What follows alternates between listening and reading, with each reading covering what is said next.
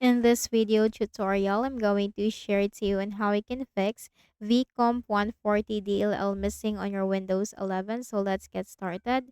First is we have to check the system type of our Windows 11.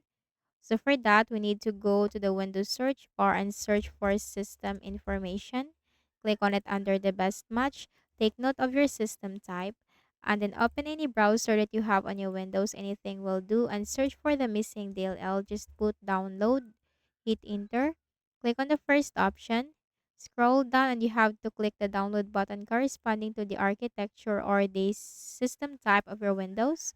Wait for this to be downloaded. Once downloaded, click on the folder icon.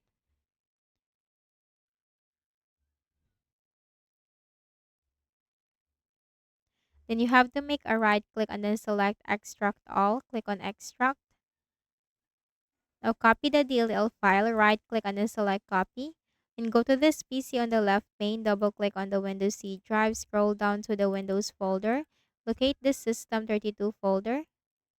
Right click and then select paste. Okay, click on replace the file in the destination. After doing so, close the remaining windows, then right click at the start button, shut down or sign out and restart.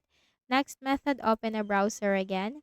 In the search bar, search for Visual C++ for distributable and hit enter. Click on the first option. Scroll down and click the download link corresponding to your system type and simply install the latest Visual C++ to your Windows 11. Also update your Windows, so click on the Start button and go to Settings.